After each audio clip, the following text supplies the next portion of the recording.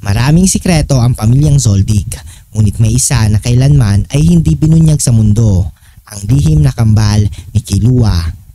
Ayon sa teoryang ito, noong ipinanganak si Killua, hindi lamang isa kundi kambal ang isinilang ni Kikyo. Subalit, dahil sa isang sinaunang kontrata ng pamilyang Zoldyck sa Dark Continent, kailangang isakripisyo ipagkaloob ang isa sa kanilang kapalit ng kaalaman, kapangyarihan o kasunduan sa isang di kilalang nilalang mula sa labas ng kontinente.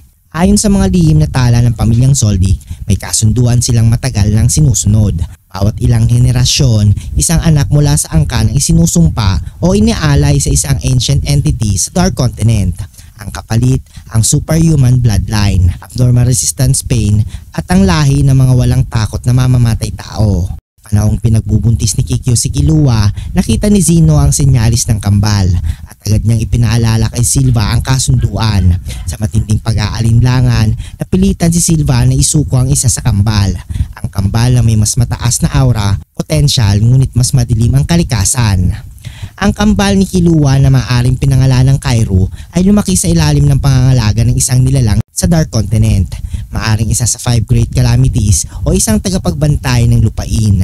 Si Kairo ay tinuruan hindi lamang ng assassination techniques kundi pati na rin ng matinding paggamit ng Nen, gamit ang mga teknikong matagal nang nawala sa kasalukuyang mundo.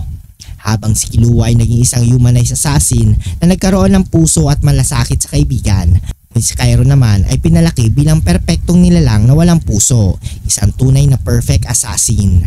Isa sa mga palatandaan ng pagkakaroon ng kambal ni Killua ay ang pagkakaroon ng missing records sa Zoldyck Archives. May mga pahina sa family registry na tila nabura o na-redact. Naging palaisipan ito kay Goto bago siya mamatay. Pangalawa, ang takot ni Kikyo na may bumalik mula sa nakaraan. Sa ilang eksena, tila may binabanggit si Kikyo tungkol sa madilim na anino na susundo kay Killua. At ang pangatlo, ang reaksyon ni Maha sa aura ni Killua. Sinabi raw ni Maha sa isang lihim kay Zeno, hindi siya ang dapat nating bandayan, kundi ang isa pa. Sa huling arc ng Succession War o pagtatapos ng Dark Continent arc, maaaring bigla na lamang lumitaw si Kairo. Dala ang kanyang presensyang parang halimaw sa aura. Hindi siya kasapi ng Phantom Troop, hindi rin membro ng Kakin. Ngunit ang kanyang aura ay parang pinagsamang Nen na may postmortem na enhancements, hybrid mutation at ancient forbidden techniques. Maaaring ipadala siya upang patayin si Killua.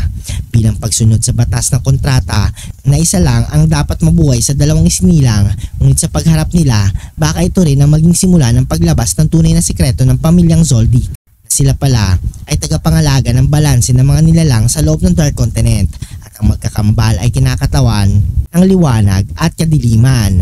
Kung nagustuhan mo ang video ito, huwag niyong kalimutan mag-like at subscribe and hit notification bell button para updated kayo palagi sa ating video. Maraming salamat.